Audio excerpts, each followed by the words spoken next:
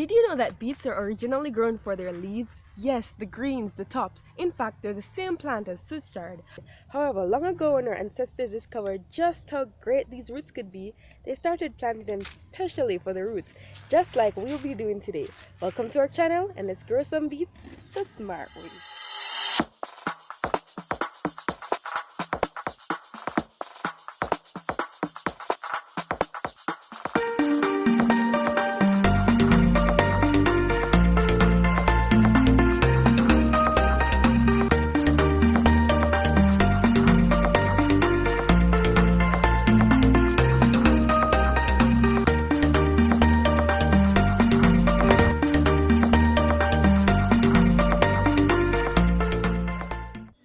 So one of the first things to consider when growing beets is something to consider for just about any crop that you're growing, and that's the soil requirements. So fortunately, beets grow in a variety of soil types. However, it will thrive under the right conditions, such as a loose soil. Beets enjoy a loose soil. It would allow the bulbs to spread more, among other benefits. Also, beets will do better in well-nutritious soil. So go ahead, add your compost, your manure, whatever it is that you're using. I went ahead and layered the bottom of this raised bed with some really rich manure. So when those hungry roots go down searching for food, they'll find good nutrition down there.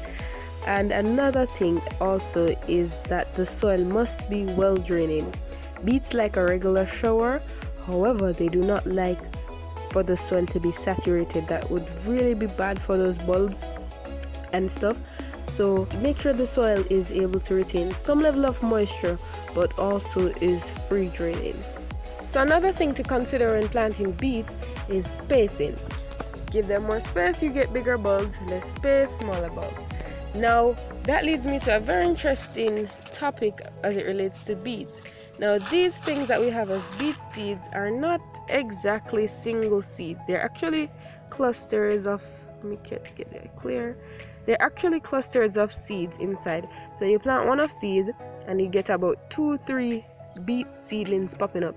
So most people tend to thin their seeds so that they can have the beets 3 to 4 inches apart, because 3 to 4 inches is ideal for great decent sized bulbs.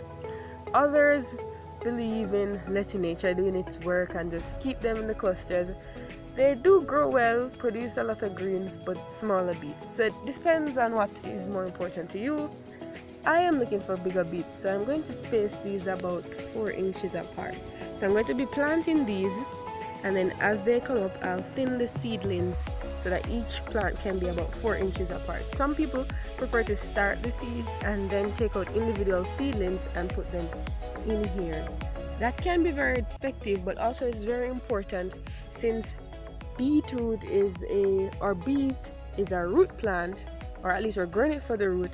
You want to, at the earliest point as possible, have the plants growing directly in the soil that they're going to be growing in. So you don't have to start them in all sorts of containers and then transfer them. That could affect the root process and in turn affect the beet yield. So let's plant these. So I went ahead and made these rows with my simple handy tool, and now we're ready to do seeds and holes.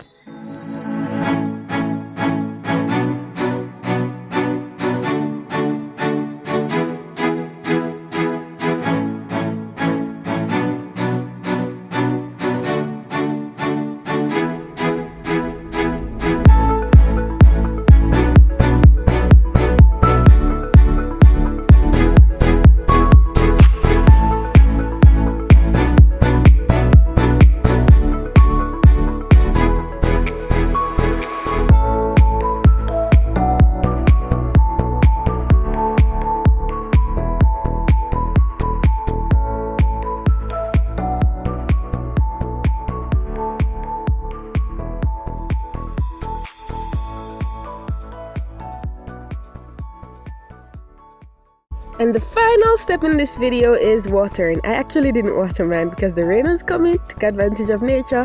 However, it's really simple though.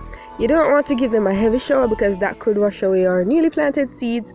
So I recommend a light mist. A spray bottle would be good, especially for those planting in containers and stuff. If you're planting in a raised bed or they're clean the soil and you did the trenching method that I did, those rows, I would recommend that you run the water through the trenches and the moisture will find its way up to them in time. And as the plants grow bigger, then you can get to water more freely. So keep things up, and within 5 to 12 days at standard time, you should be seeing seedlings. It was rather quicker for me. In about 3 to 4 days, I started seeing it. These are photographs of those that did survive the storm. Yeah, we had a storm shortly after I planted these. And if you're interested in seeing that video and what we're doing to recuperate and how to revive the farm after a storm, then comment down below. Also, let me know if this is your first time planting beets, and feel free to share some tips and tricks that you might have. So this is it for this video. Thank you very much guys for watching. Please remember to like, subscribe, and stay tuned for the harvest. I hope that things go well after I replant these beets.